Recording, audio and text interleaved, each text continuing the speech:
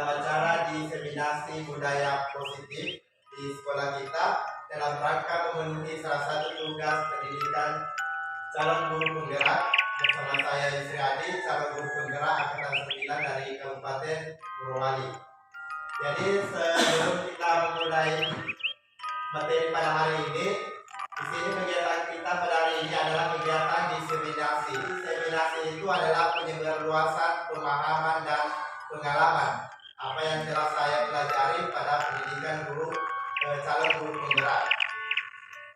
Ini ada sebuah kegiatan yang akan kita lakukan, namanya cobalah buka. Jadi nanti kita berpasangan, jadi satu orang mencoba kepalkan tangan.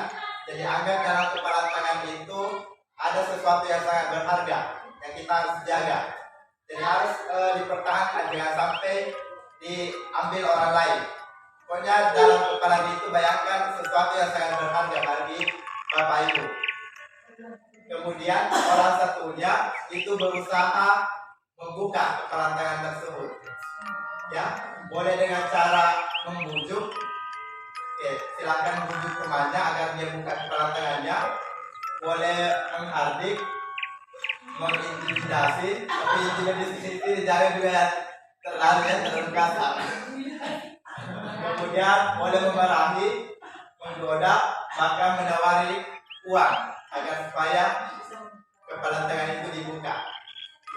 Oke, jadi saya berikan waktu coba 1 menit, satu orang kepalkan tangan, satu orang coba rayu supaya temannya membuka kepalan tangan tersebut.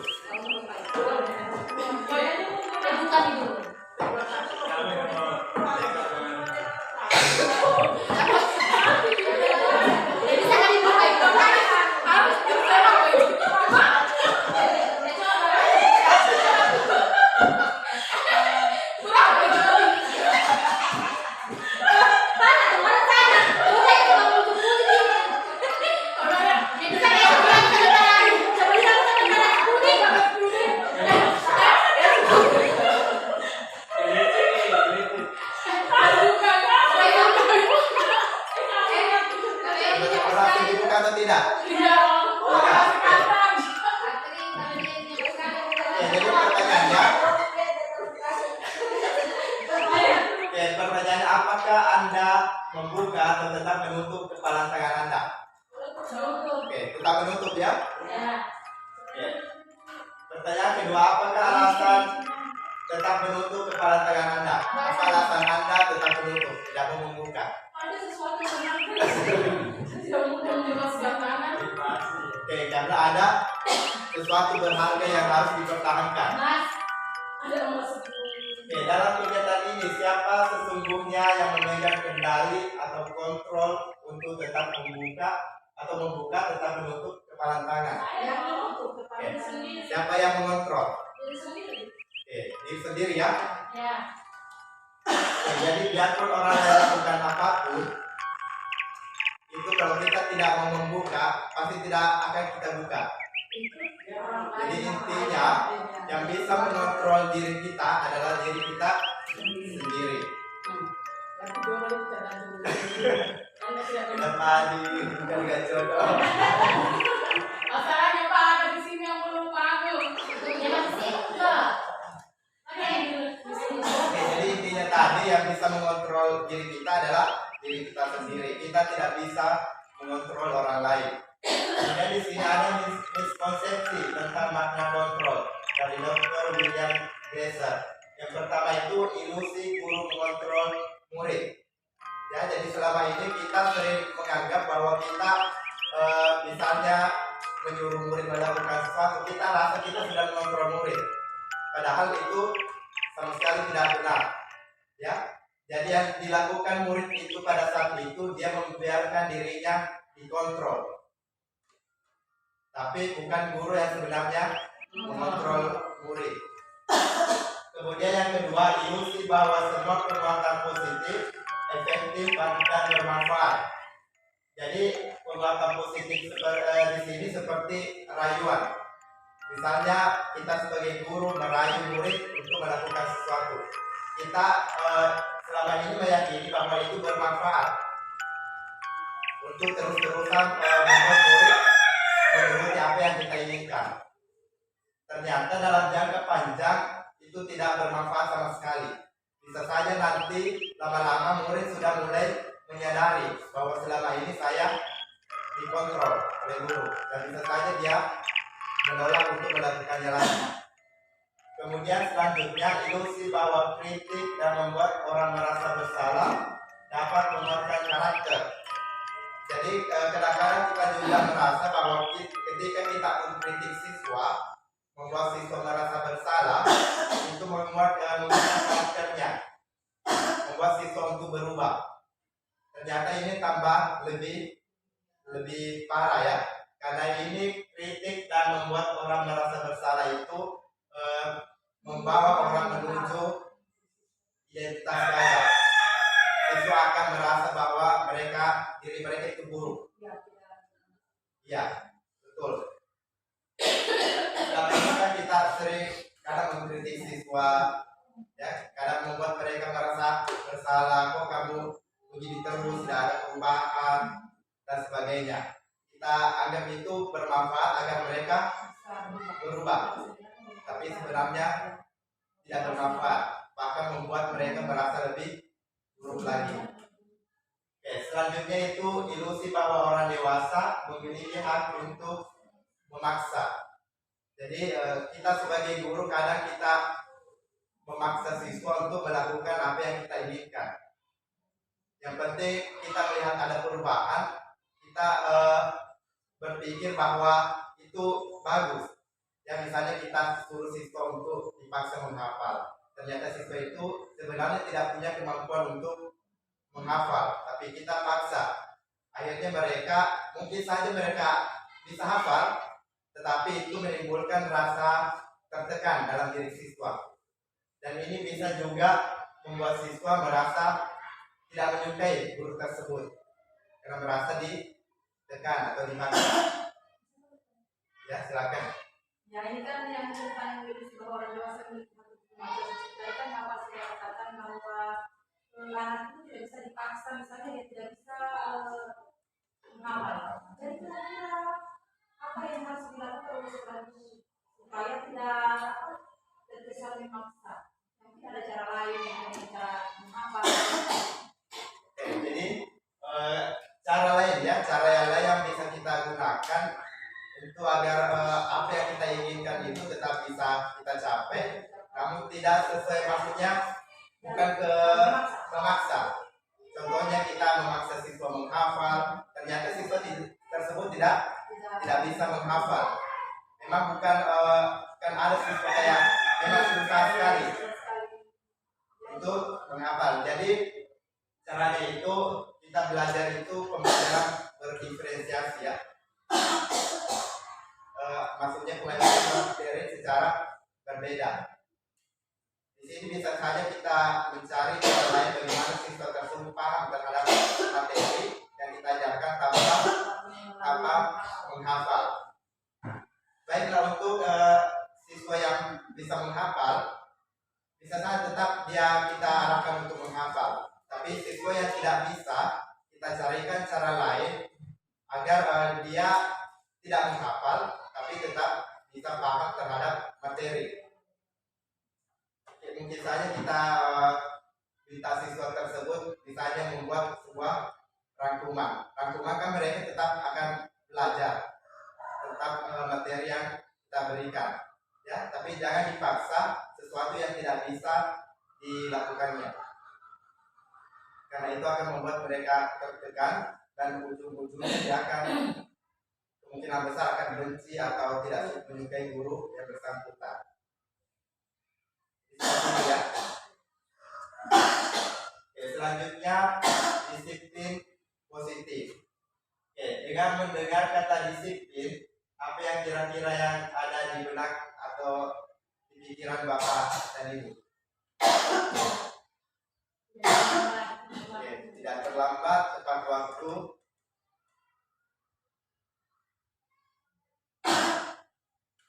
Ada lagi? Dari kata disiplin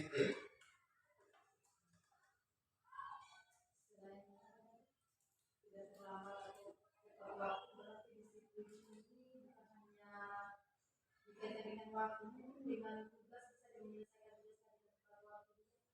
Menyelesaikan tugas dengan tepat waktu.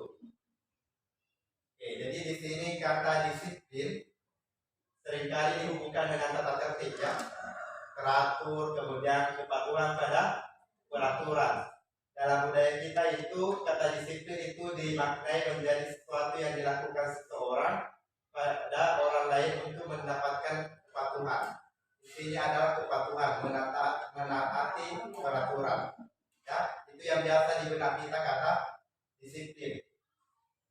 Bapak Ibu datang ke sekolah karena takut ditegur kepala sekolah, dilaporkan ke pengawas, atau memang karena keinginan ibu merasa bahwa kalau saya datang terlambat itu tidak bagus buat saya? Kalau saya Pak, saya merasa itu kayak saya itu kayak dikejar waktu begitu. Harus saya sebelum saya diri anak itu harus saya lakukan begitu. Karena saya tertanamkan supaya diri saya bahwa saya harus disiplin. Walaupun sekarang itu saya belum bisa melaksanakan dengan total. Nah, ada kemauan. Oke, yang lain? Ya. Apakah di sini masih ada yang datang ke sekolah karena takut ada teguran?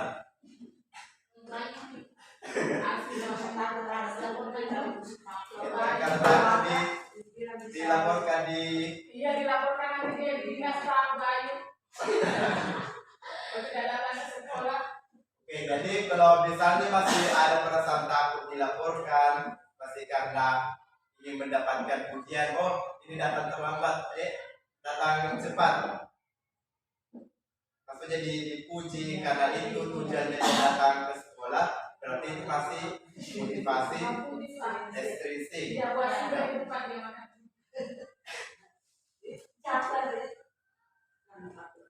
Oke, kita beralih ke nilai-nilai kebajikan ya.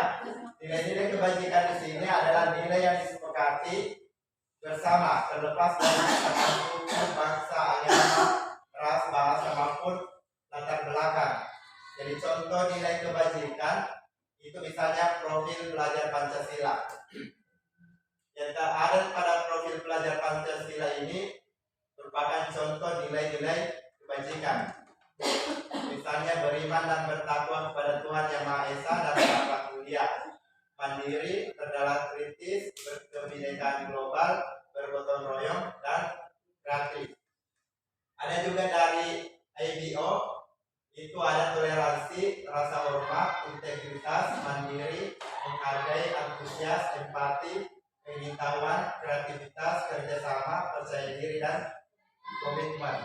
Ini cuma beberapa contoh nilai kebajikan. Masih banyak nilai kebajikan yang lain. Nilai kebajikan di sini adalah nilai yang disepakati bersama ya. Ini sudah disepakati bersama. Kita bisa saja juga membuat nilai-nilai kebajikan untuk di sekolah kita, tapi harus disepakati bersama. Oke, kemudian kita beralih ke kebutuhan dasar manusia. Jadi kebutuhan dasar manusia itu segala sesuatu yang kita lakukan untuk mendapatkan apa yang kita inginkan. Jadi seluruh tindakan manusia itu memiliki tujuan tertentu, yaitu untuk memenuhi kebutuhan dasar manusia, baik itu tindakan yang positif maupun negatif. Ya. Jadi misalnya anak-anak berbuat suatu kesalahan di sekolah, itu pasti ada tujuannya untuk memenuhi kebutuhan dasar ini. Oke, di sini ada 5 kebutuhan dasar manusia. Yang pertama adalah bertahan hidup, kemudian kasih sayang dan rasa diterima, kebebasan, kesenangan, dan penguasaan. Bertahan hidup ini berhubungan dengan misalnya ingin untuk makan, minum, punya rumah, dan sebagainya. Kemudian kasih sayang ini rasa dicintai, rasa diterima oleh orang lain. Kemudian kebebasan di sini itu kebutuhan akan pilihan, maksudnya mereka bebas untuk memilih. Kemudian kesenangan itu kebutuhan akan rasa senang, rasa bahagia. Kemudian kebutuhan penguasaan, ini kebutuhan untuk menjadi seorang pemimpin. Kan biasanya ada anak-anak yang kepemimpinannya sangat tinggi ya, merasa ini selalu memimpin temannya. Seperti itu. Jadi inilah 5 kebutuhan dasar yang mempengaruhi tindakan yang dilakukan oleh manusia termasuk siswa. Jadi semua perilaku yang di sekolah atau kesalahan-kesalahan yang dibuat di sekolah ini itu semua ada dasarnya. Mereka ingin memenuhi 1 atau 2 dari kebutuhan dasar ini. Untuk mempelajari lebih lanjut di sini saya kasih contoh kasus. Misalnya seorang murid bernama Doni mengambil bekal temannya. Mendengar hal tersebut, Ibu Ambar sebagai wali kelas memanggil Doni dan menanyakan alasan Doni mengapa mengambil bekal temannya. Kalau dilihat dari kasus ini, kita mungkin langsung beranggapan bahwa Doni mengambil bekal temannya untuk makannya, berarti kebutuhan dasarnya bertahan hidup. Tapi itu belum tentu. Ini bisa kita tentukan kebutuhan dasar apa yang dibutuhkan Doni dengan melihat alasan Doni kenapa mengambil bekal temannya. Di sini ada alasan Doni yang pertama, dia beralasan karena dia lapar dan orang tuanya tidak membuatkannya bekal makan siang. Kira-kira kebutuhan apa yang diinginkan Doni agar terpenuhi? Dari yang kelima, Dari yang kelima ini. kebebasan. Tadi jawaban Doni, dia mengambil bekal temannya karena dia lapar. Orang tuanya tidak membuatkannya bekal. Kasih sayang juga kan, kasih sayang dan kasih. Yang paling tepat adalah bertahan hidup ya, karena dia lapar mau makan. Sedangkan ibunya tidak membuatkannya bekal. Kemudian alasan kedua, karena dia merasa senang temannya jadi memperhatikan dia. Ketika temannya melaporkan tindakannya kepada gurunya dan gurunya memberitahu orang tuanya jadi memperhatikan dia. Kira-kira apa yang dibutuhkannya? Kasih sayang dan perhatian yang dia merasa diterima. Betul sekali ya, kasih sayang. Dia butuh kasih sayang, makanya dia mengambil bekal temannya agar nanti dilaporkan ke orang tuanya jadi perhatian sama dia. Kemudian selanjutnya dia merasa hebat karena temannya jadi takut dan menuruti keinginannya. Kebebasan.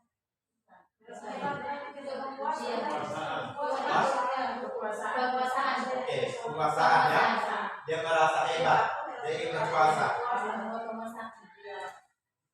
Selanjutnya dia merasa bosan dengan bekal makanan yang dibuatkan oleh ibunya. Karena ibunya selalu membuatkan bekal yang sama, sehingga dia ingin mencoba bekal teman-temannya yang beraneka ragam. Kira-kira kebutuhan apa yang diinginkan? Pilih dulu yang tadi. Ya, apakah bertahan hidup, kasih sayang, kebebasan, kesenangan, penguasaan?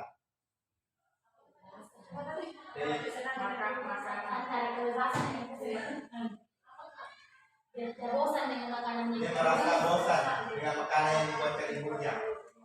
Karena ibunya membuatkan bekal yang sama, sehingga dia ingin mencoba bekal temannya yang beraneka ragam.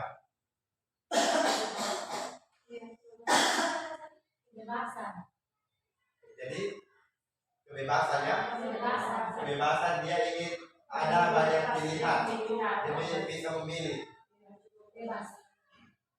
Selanjutnya dia iseng saja dan dia menikmati ekspresi wajah teman-temannya kesenangan. Ya, dengan melihat ekspresi temannya dia merasa senang. Jadi beda-beda ya. Jadi nanti kalau kita ada siswa kita bermasalah, coba tanya alasannya. Dari alasan tersebut kita bisa, oh ini anak ini. Tadi butuh cuma dia ingin kesenangan. Ternyata dia butuh kasih sayang, atau dia butuh kebebasan. Jadi semua tindakannya itu punya alasan. Selanjutnya motivasi perilaku manusia. Di sini ada 3 motivasi, 2 yang ekstrim ekstrinsik, satu intrinsik. Ekstrinsik itu untuk menghindari ketidaknyamanan atau hukuman. Jadi seseorang itu berperilaku itu ada motivasi ekstrinsik, salah satunya adalah takut akan hukuman. Contohnya tadi kita datang ke sekolah takut dilaporkan, itu masih motivasi ekstrinsik. Kemudian kedua, untuk mendapatkan imbalan atau penghargaan dari orang lain. Oke, misalnya kita datang ke sekolah mendapat pujian dari atasan, itu masih ekstrinsik. Motivasi yang terbentuk masih ekstrinsik. Kalau ekstrinsik itu untuk menjadi orang yang mereka inginkan dan menghargai diri sendiri dengan nilai-nilai yang mereka percaya. Maksudnya kita datang ke sekolah keinginan sendiri. Maksudnya kita sadar bahwa kita adalah teladan siswa. Jadi kalau kita misalnya tidak melakukan itu, kita merasa kayak bersalah. Tapi itu yang timbul adalah motivasi intrinsik. Kemudian di sini ada 3 jenis hukuman, konsekuensi, dan restitusi. Jadi kalau misalnya siswa kita bermasalah, ada 3 hal yang bisa kita lakukan. Yang pertama itu adalah hukuman. Hukuman di sini itu tidak terencana atau tiba-tiba. Murid tidak tahu apa yang akan terjadi, tidak dilibatkan. Bersifat satu arah, berupa hukuman fisik atau psikis. Jadi hukuman itu misalnya ada siswa terlambat, kita sendiri guru yang menentukan hukumannya. Misalnya cuci WC, bisa saja pungut rumput. Dan kita siswa tidak dilibatkan, tidak tahu hukumannya apa, langsung tiba-tiba dari guru, berarti itu bentuk hukuman. Kalau konsekuensi itu terencana, disepakati sesuai peraturan. Murid tetap dibuat tidak nyaman, kemudian sikap guru selalu memonitor murid. Maksudnya konsekuensi di sini sudah ada memang aturan. Misalnya kalau terlambat datang ke sekolah hukumannya cuci WC, sudah ditahu murid. Berarti kalau saya terlambat pasti disuruh cuci WC. Tetapi di sini murid masih kurang nyaman, karena itu sudah diatur. Kemudian restitusi ini adalah salah satu tawaran baru dalam budaya positif untuk mengatasi murid yang bermasalah. Di sini di restitusi itu proses menciptakan kondisi murid untuk memperbaiki kesalahan, proses kolaboratif yang mengajarkan murid untuk mencari solusi sendiri. Jadi nanti kita akan pelajari bahas lebih lanjut tentang restitusi. Ada namanya nanti segitiga restitusi, bagaimana kita mengatasi murid-murid yang melakukan sebuah masalah atau kasus. Oke, kemudian di sini ada 5 posisi kontrol guru yang biasa kita lakukan ya. Nanti silakan perhatikan kira-kira selama ini kita mengatasi siswa bermasalah, kita dalam posisi mana? Apakah pertama itu penghukum, membuat rasa bersalah, sebagai teman, pemantau, atau sebagai manajer? Oke, di sini penghukum itu sudah jelas ya.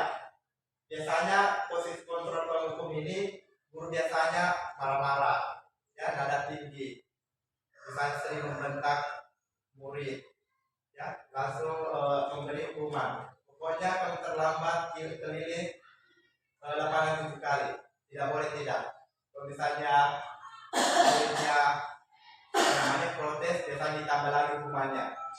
Kemudian pembuat rasa bersalah ini dia membuat siswa merasa bersalah.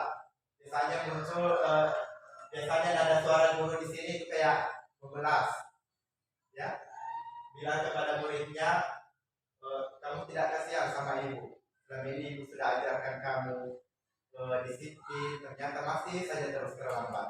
Pokoknya dia buat murid merasa bersalah apa yang telah dilakukannya. Kemudian teman di sini nada bicara guru itu kayak akrab, ketawa-ketawa ketika menghadapi murid yang bermasalah. Misalnya seperti ini, kok kamu terlambat? Kenapa? Oh, tidak apa-apa, kan masuk kelas tidak apa-apa.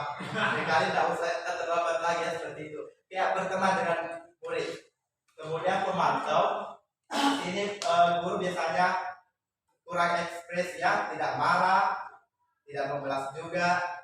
tidak ramai juga sama siswa.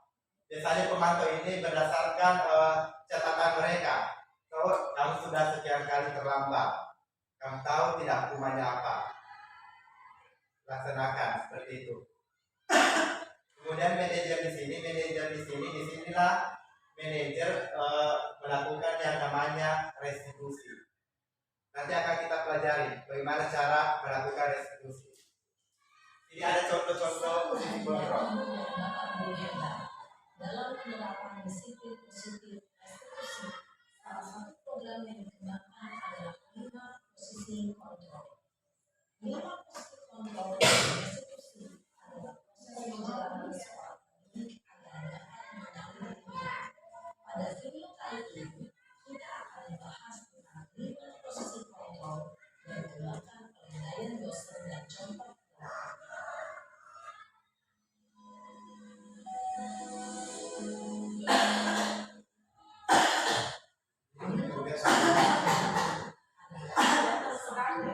Posisi berpikir. 2. Posisi membuat masalah bersama. 3. Posisi teman. 4. Posisi pemantau atau monitor. Dan 5. Posisi manajer. Untuk lebih memahami kelima posisi tersebut, mari kita saksikan kasus Naren yang terlambat hadir 20 menit di sekolah dan melihat bagaimana 5 posisi kontrol dalam menghadapi masalah tersebut.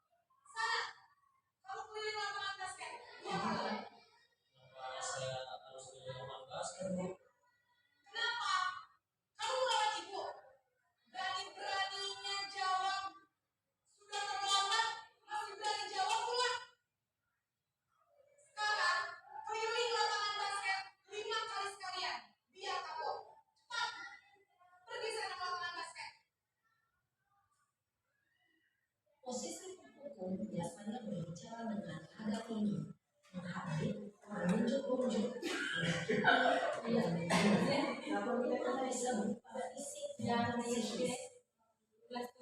Ibu dan bapak guru hebat, remaja dan kelas diletakkan posisi boleh cenderung bahkan menyimpan dendam.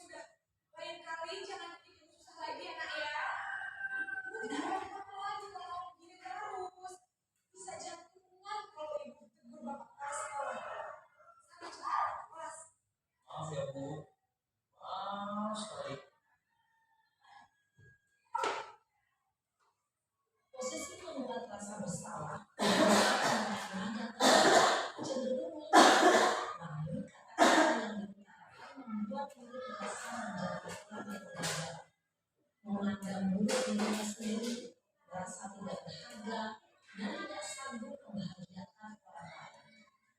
Ketika guru mengambil posisi pembuat rasa bersalah, murid akan menganggap dirinya yang bersalah dan ia akan menyimpan emosi negatif tersebut ke dalam dirinya.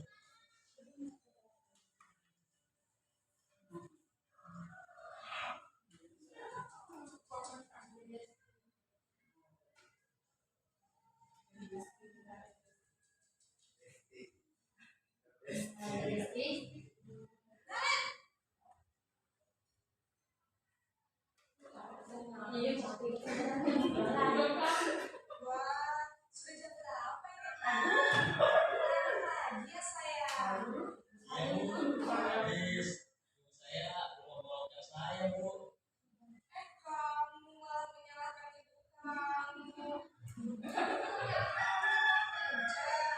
Lambat sih. Iya bu, saya mau bawa banget tadi. Jadi biarpun saya hujan, tetap gak cenjar bu. Ya sudah sana, nanti lain kali larinya lebih kenceng lagi ya. Biar gak terlalu lagi. Bikin senang ibu demi ibu. Bisa kan? Bisa lah bu. Kamu ini ada sekarang.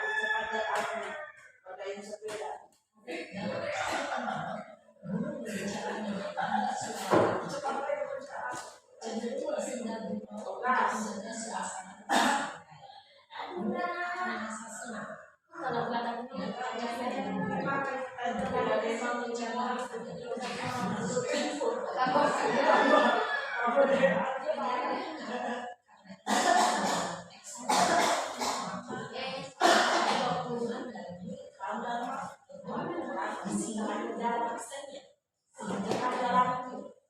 bisa bersikap baik, namun tentu saja.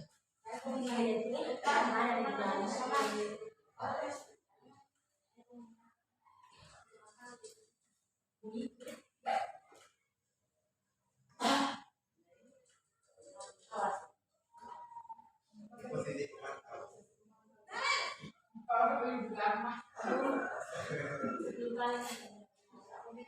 Bu, kita terus di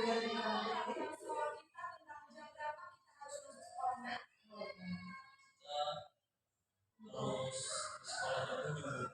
Iya betul. Sekarang sudah jam 7.20. Kalian sudah tahu konsekuensinya jika terlambat hadir. Kamu, saya harus pas jam istirahat selama 20 menit. Iya benar. Konsekuensinya demikian. Jadi nanti jam 9.30 pas istirahat, kamu harus tinggal di kelas. Jangan ada standar untuk ketinggalan kamu. Ya. Baik bu. Posisi pemantau mengandalkan penghitungan atau data untuk mengontrol guru. Guru mengarahkan murid berdasarkan peraturan dan konsekuensi. Seorang pemantau menunjukkan bahasa tubuh dan ekspresi wajah yang datar dan cenderung formal.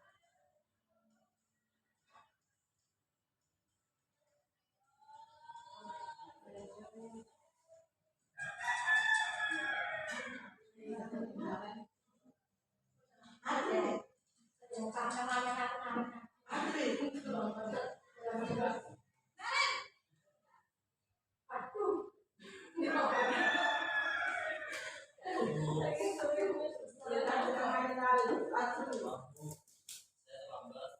Iya, sekolah masuknya jam 7, sekarang sudah jam 7.20. Jadi sekarang bagaimana ini, Nek? Maaf bu, saya lupa sarapan saya semalam. Baiklah, menurut kamu, keyakinan sekolah yang mana yang harus kamu tingkatkan? Menghargai diri sendiri dan orang lain mungkin ya bu. Setuju. Jadi, apakah kalian meyakini prinsip saling menghormati tersebut? Iya bu, saya meyakininya. Apakah kalian bersedia memperbaiki masalah keterlambatan ini? Bersedia bu. Bagaimana kamu akan memperbaiki masalah keterlambatan ini? Saya akan coba untuk tidak lupa menyetel alarm saya bu. Baik, kalau kalian meminta alasan bagaimana? Ada orang yang kira-kira bisa bantu mengingatkan tidak?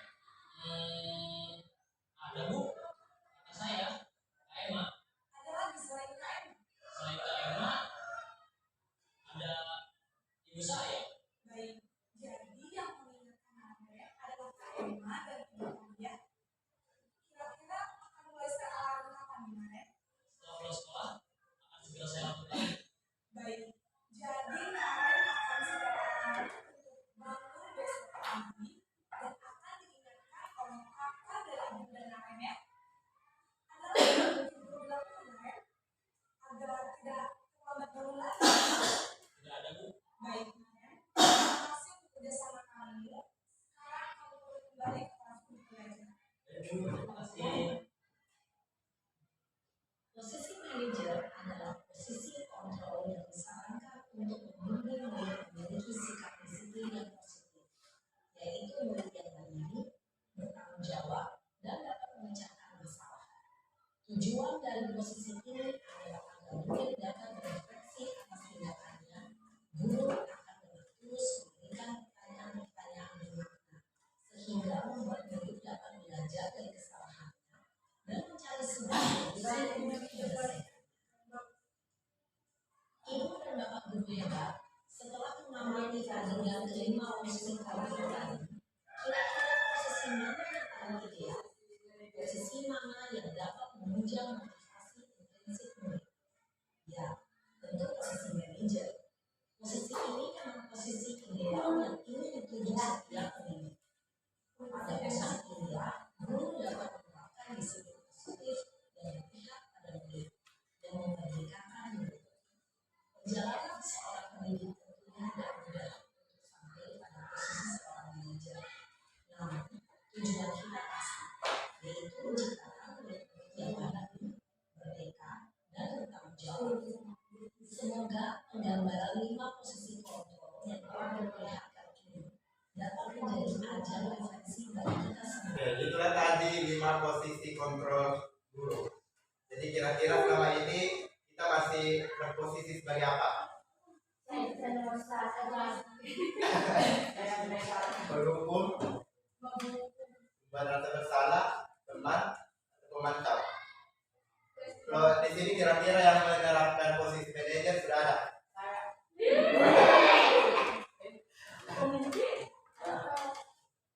Oke, jadi di posisi manajer inilah nanti akan diterapkan segitiga restitusi ya. Nanti akan kita pelajari. Tapi sebelum kita beralih ke segitiga restitusi, kita akan bahas dulu keyakinan kelas. Karena nanti di segitiga restitusi ada namanya menanyakan keyakinan. Dan keyakinan itu berhubungan dengan keyakinan kelas yang kita buat. Di sini kenapa keyakinan kelas, bukan peraturan kelas? Kira-kira apa bedanya keyakinan kelas dengan peraturan kelas? Oke, jadi kalau peraturan kelas ini memang sudah dibuat ya. Biasanya cuma oleh guru yang buat. Misalnya dilarang coret-coret dinding, dilarang membuat sampah di dalam kelas, dilarang masuk terlambat. Jadi seperti itu, peraturan semacam itu. Kalau keyakinan kelas ini kita buat bersama dengan siswa, kita setujui bersama. Biasanya itu dalam bentuk positif. Di sini ada cara pembentukan keyakinan kelas. Di sini bersifat abstrak. Maksudnya masih bersifat umum. Kalau peraturan langsung dia khusus, ya konkret. Misalnya dilarang datang terlambat. Kalau dia keyakinan kelas, dia masih bersifat abstrak. Misalnya senantiasa disiplin. Disiplin ini kan bisa saja disiplin waktu dan sebagainya. Kemudian berupa pernyataan universal. Seperti itu tadi. Misalnya senantiasa disiplin, dia masih umum. Kalau dia peraturan langsung ke khusus. Misalnya dilarang masuk kelas terlambat. Kemudian dibuat dalam bentuk pernyataan positif. Jadi keyakinan kelas itu harus dalam bentuk pernyataan positif, tidak boleh negatif. Kalau misalnya dia bentuk negatif, diubah menjadi positif. Misalnya dilarang membuang sampah di dalam kelas, diubah menjadi buanglah sampah pada tempatnya. Jadi itulah keyakinan kelas. Kemudian tidak terlalu banyak agar mudah diingat. Jadi dalam membuat keyakinan kelas, jangan juga terlalu banyak sampai puluhan. Ini yang penting-penting saja supaya siswa mudah ingat. Kemudian jalankan di dalam kelas. Kemudian sesuai dengan kondisi kelas sehingga mudah diterapkan. Yang terakhir ini semua murid dilibatkan saat membuat keyakinan kelas. Jadi semua murid kita guru membuat pernyataan ini bersama dengan murid. Jadi harus disetujui. Kalau ada yang tidak disetujui berarti tidak bisa diambil menjadi keyakinan kelas. Jadi sebelum tadi menerapkan segitiga restitusi ini diusahakan untuk setiap kelas ini membuat keyakinan kelas. Jadi seperti yang tadi diterapkan dalam posisi manajer, guru mengajak murid berdialog bagaimana dia menemukan pemecahan masalah dari kasus yang dibuatnya. Jadi dalam segitiga restitusi itu tidak boleh guru yang menentukan hukuman siswa. Kita harus berdialog dengan siswa bagaimana siswa tersebut menemukan cara menyelesaikan permasalahannya. Misalnya dalam kasus terlambat tadi, kita tanya kira-kira siswa tersebut bisa lakukan apa agar dia tidak terlambat lagi. Itulah yang akan dilakukan dalam segitiga restitusi. Di sini ada segitiga restitusi. Yang pertama adalah menstabilkan identitas. Di sini menstabilkan identitas. Jadi sebelum kita melakukan restitusi, harus dulu distabilkan identitas murid. Karena ketika murid berbuat salah, melakukan kasus, pasti emosinya tidak stabil. Ya, kadang dia sedih atau perasaan takut atau perasaan marah. Misalnya siswa berantem, pasti ketika itu masih dalam kondisi marah. Nah, dalam keadaan emosional, mereka tidak bisa mengakses bagian otak yang berfungsi untuk berpikir rasional. Jadi dia tidak bisa berpikir, pokoknya yang mempertahankan ego, pokoknya dia yang benar, temannya yang salah. Jadi dalam kondisi ini kita tidak bisa memarahi siswa karena percuma, karena dia tidak bisa berpikir rasional. Dan selama ini kan kalau misalnya ada siswa bermasalah, berkelahi, pasti saya juga pernah melakukannya, langsung kita tunjuk. Langsung kita tutup, oh, kamu yang bermasalah, kenapa kau begini-begini. Ternyata dalam kasus seperti ini kita harus stabilkan dulu identitasnya. Caranya itu kita kasih kata-kata seperti ini, yang berbuat salah itu tidak apa-apa. Itu dalam proses pembelajaran. Ya. Kemudian tidak ada manusia yang sempurna. Tidak ada manusia yang sempurna, pasti setiap orang pernah melakukan kesalahan. Selanjutnya saya juga pernah melakukan kesalahan seperti itu. Saya dijelaskan kepada murid, bukan cuma kamu yang pernah lakukan kesalahan seperti itu. Dan Bapak juga pernah. Kemudian kita bisa menyelesaikan ini. Jadi Bapak tidak tertarik mencari siapa yang salah, tapi ingin mencari solusi untuk permasalahan ini. Jadi ketika misalnya siswa ada yang berkelahi, katakan sama mereka, di sini Bapak bukan untuk mencari siapa yang salah antara keduanya, tapi di sini Bapak ingin mencari solusi bagaimana kita menyelesaikan permasalahan ini.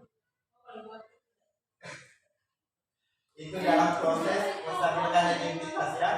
Ketika siswa sudah stabil atau sudah kelihatan tenang, baru kita beralih ke validasi tindakan yang salah. Di sini validasi tindakan yang salah itu setiap tindakan kita lakukan dengan suatu tujuan, yaitu memenuhi kebutuhan dasar tadi yang 5. Jadi di sini kita tanyakan siswa alasan dia kenapa melakukan perbuatan itu. Ya, misalnya kamu pasti punya alasan kenapa melakukan itu. Jadi tanyakan ke siswa, misalnya terlambat, tanyakan kenapa terlambat, pasti punya alasan. Kalau berkelahi, tanyakan alasannya kenapa, pasti punya alasan. Itu dalam validasi tindakan yang salah. Selanjutnya menanyakan keyakinan. Oke, setelah melewati tadi, sudah stabil identitasnya, sudah tahu alasannya kenapa. Nah, sekarang itu tanyakan identitas. Dihubungkan dengan nilai-nilai yang mereka percaya dan berpindah menjadi orang yang dia inginkan. Di sini kita tanyakan kira-kira keyakinan kelas atau sekolah yang sudah dibuat, mana keyakinan yang mereka langgar. Sudah sebutkan, tinggal kita sebutkan kira-kira apa yang mereka bisa lakukan untuk memperbaiki masalah ini. Jadi bukan kita guru yang tentukan mereka. Misalnya siswa berkelahi, tanya satunya. Kalau misalnya diakui dia yang salah, kira-kira apa yang bisa dia perbuat untuk memperbaiki kesalahannya. Ditanyakan ke siswa yang satunya, apa yang bisa dilakukan teman untuk memperbaiki semua ini. Jadi bukan guru di sini cuma mengarahkan siswa mencari solusi, bukan dia yang menentukan.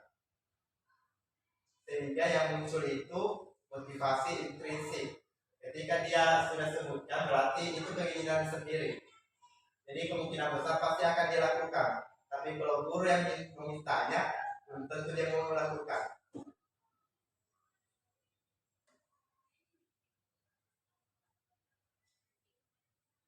Oke, jadi itulah tadi segitiga restitusi ya.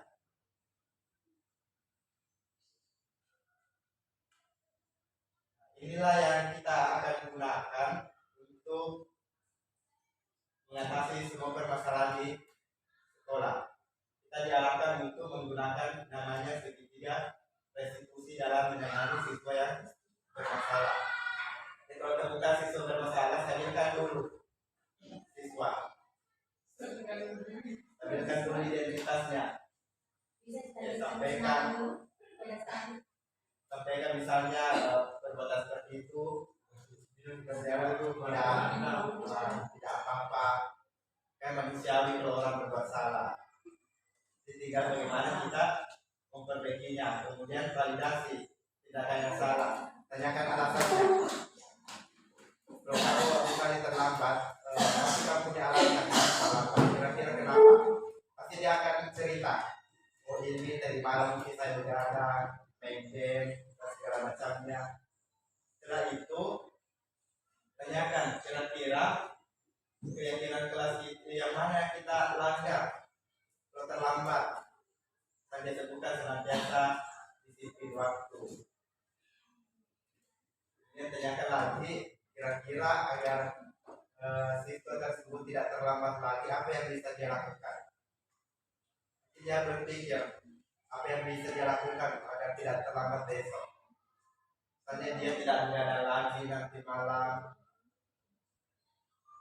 Terus tanyakan ada lebih banyak lagi, jangan cuma katanya nggak ada lagi yang bisa dilakukan selain begadang. Misalnya kalau terlambat bangun kita ibunya bangunkan.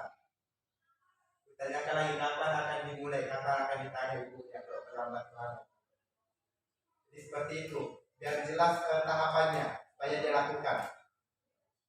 Setelah itu hargai usaha mereka.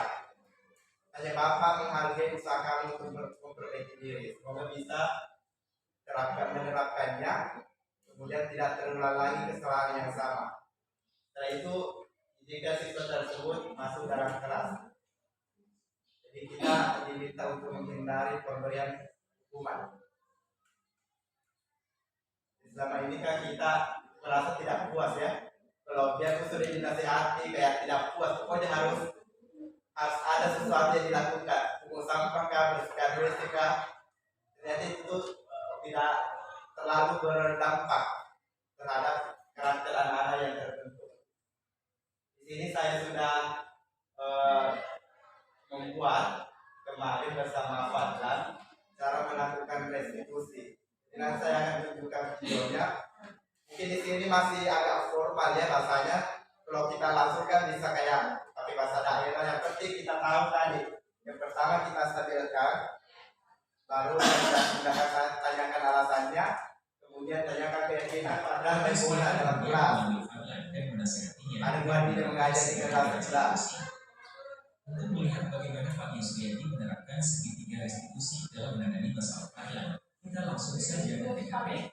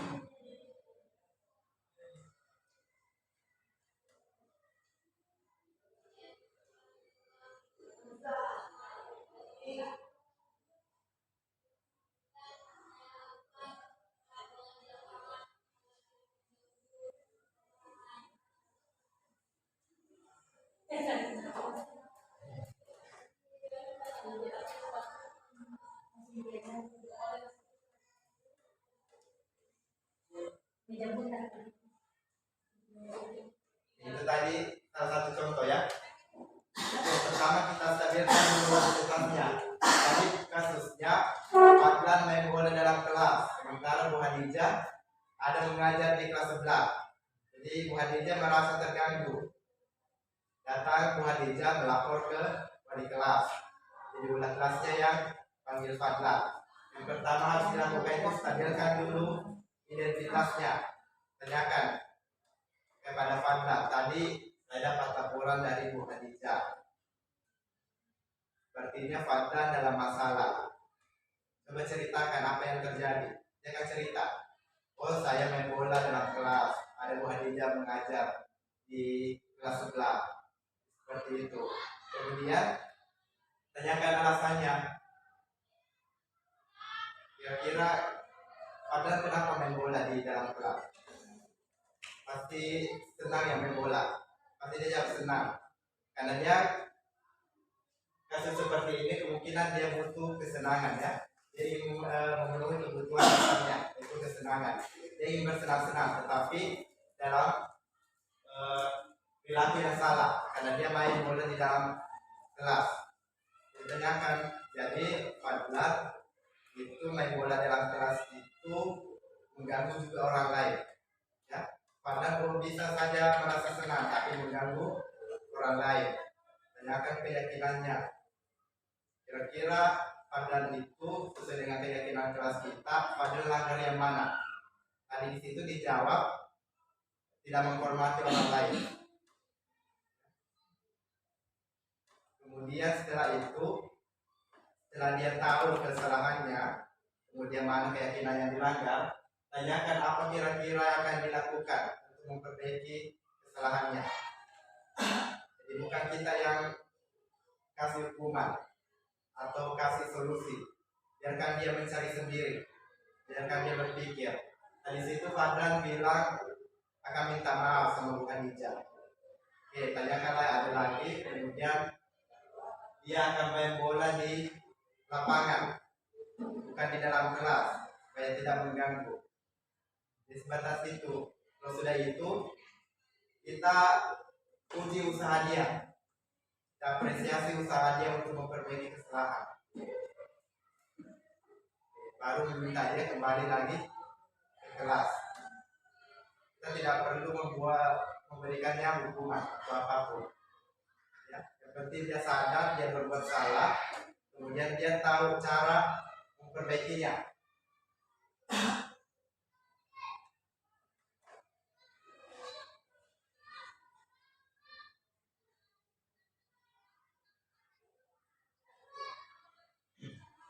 Jadi itulah yang terbaru ya, cara penerapan dalam menangani siswa bermasalah, yaitu penerapan restitusi, penerapan segitiga restitusi. Jadi kita semua pendidik diharapkan untuk menerapkan ini. Jadi hukuman dan sebagainya itu bisa saja dilakukan, tapi pilihan terakhir. Sebenarnya sudah tidak ada lagi yang bisa dilakukan. Boleh melakukan hukuman, tapi yang pertama yang harus dilakukan adalah segitiga restitusi.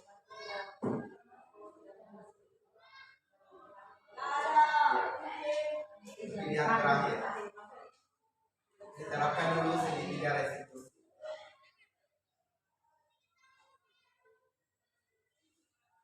Oke, yang terakhir. Terima kasih atas perhatiannya. Semoga apa yang disampaikan pada hari ini bermanfaat bagi kita semua, dan semoga nanti bisa kita terapkan. Kita terapkan ke siswa kita yang bermasalah. Seperti ketika mereka berkelahi, terlambat, jadi tidak ada lagi hukuman, tidak ada lagi konsekuensi. Jadi ini bukan betul sekali ya, bukan cuma bisa diterapkan pada siswa, tapi juga pada guru dan lainnya, pada anak kita juga. Anak kita kan kadang bermasalah di rumah, jadi jangan dimarahi. Silakan terapkan segitiga restitusi, stabilkan dulu emosinya dulu, kemudian tanyakan alasannya kenapa berbuat salah, kemudian tanya apa kira-kira yang bisa dilakukan supaya tidak mengulangi lagi. Ini berfungsi untuk agar membiasakan anak bertanggung jawab, kemudian mandiri untuk menyelesaikan permasalahan. Karena kalau kita yang kasih, mereka tidak mandiri, kemudian dia tidak bisa bertanggung jawab terhadap apa yang dilakukannya. Kalau segitiga restitusi ini membimbing anak agar bertanggung jawab, kemudian mandiri. Jadi bisa diterapkan sama anak-anak kita di rumah, kepada siswa, ataupun atasan kepada bawahan. Jadi cukup sekian, terima kasih. Saya tutup dengan ucapan alhamdulillah. Assalamualaikum warahmatullahi wabarakatuh.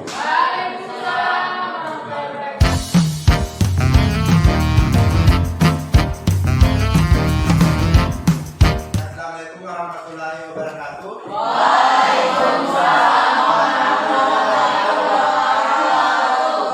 Oke, bagaimana kabarnya hari ini? Masih semangat untuk belajar? Oke. Kalian masih loyo ya? Kalau begitu saya akan tes semangatnya. Coba berdiri dulu. Oke, kita mulai. Mana semangatnya? Oke, sekali lagi. Mana semangatnya? Oke, terima kasih. Tepuk tangan untuk kalian dulu. Sekarang boleh duduk.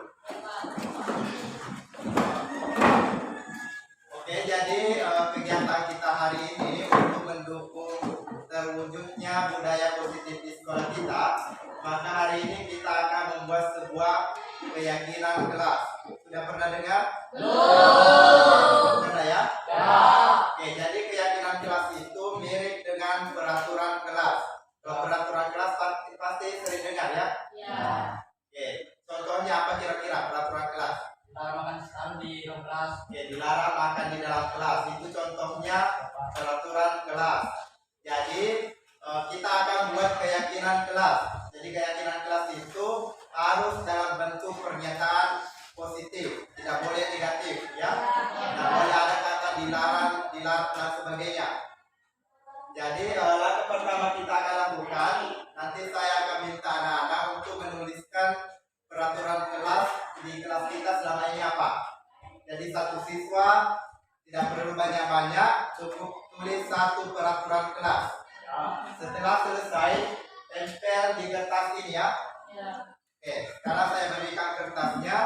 Silakan tulis masing-masing satu peraturan kelas.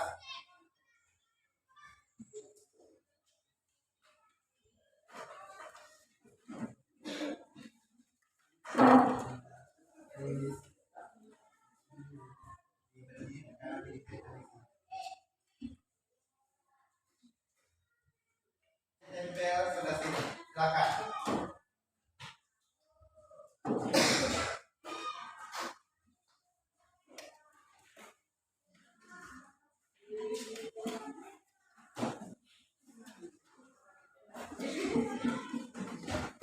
Ini sudah ada 15 peraturan kelas yang sudah kalian tulis ya. Di sini Bapak bacakan. Yang pertama itu menghormati teman sekelas. Yang kedua, dilarang menggunakan HP di dalam kelas kecuali diizinkan oleh guru. Kemudian ketiga, dilarang coret-coret di dalam kelas. Jadi pernyataan negatif tadi dari peraturan kelas, coba kalian ubah menjadi pernyataan positif. Jadi pernyataan positifnya ditulis di kertas ini, kemudian tempel di sebelah sini. Oke, sesuai dengan nomor hurufnya ya. Kali nomor berapa? Sesuaikan tadi dengan tempatnya kalian tempel. Negatif menjadi pernyataan positif. Nah sekarang selanjutnya kita akan menentukan, menganalisis kalimat-kalimat pernyataan tadi. Kira-kira setiap pernyataan mengandung nilai kebajikan apa? Pernyataan kedua, menggunakan HP saat dibutuhkan. Kira-kira nilai kebajikannya apa? Keteraturan. Apa? Keteraturan. Oke, keteraturan. Kalian setuju? Setuju. Oke, jadi kita buat kelas ini keteraturan.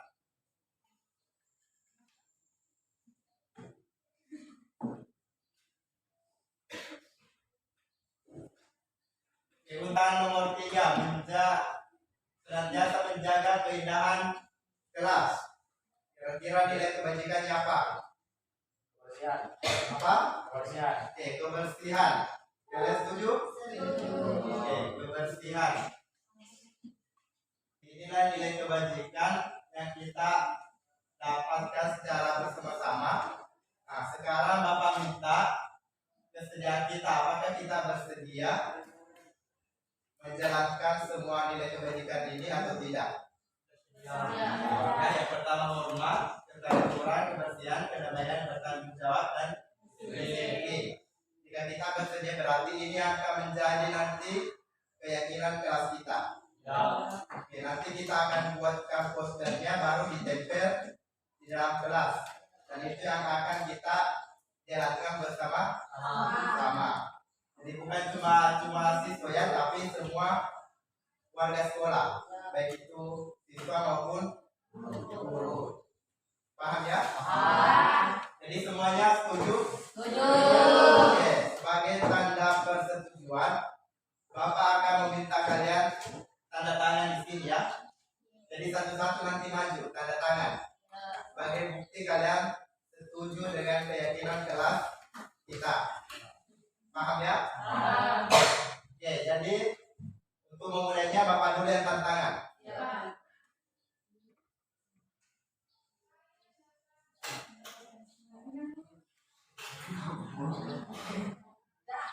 Oke, jadi nanti tanda tangan dengan namanya ya. Oke, jadi silakan maju satu-satu untuk tanda tangan. Oke, dimulai dari sebelah kanan dulu. Oke, Ilham maju. Di baju ini.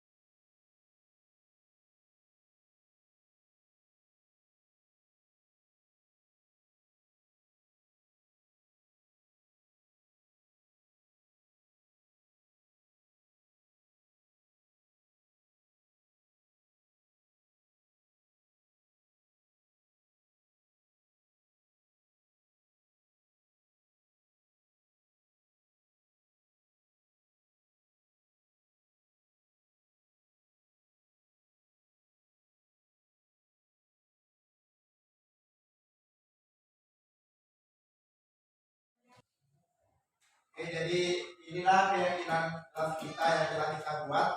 Jadi ini sudah sah ya? Sudah ditandatangani semua. Jadi mulai hari ini, marilah kita berkomitmen semua menjalankan apa yang sudah kita yakini bersama-sama. Setuju ya? Oke, setuju. Nanti ini akan Bapak buat dalam bentuk poster, kemudian ditempel di dalam kelas. Oke, jadi cukup sekian hari ini. Terima kasih atas partisipasi kalian. Saya tutup dengan ucapan Alhamdulillah Rabbil Alamin.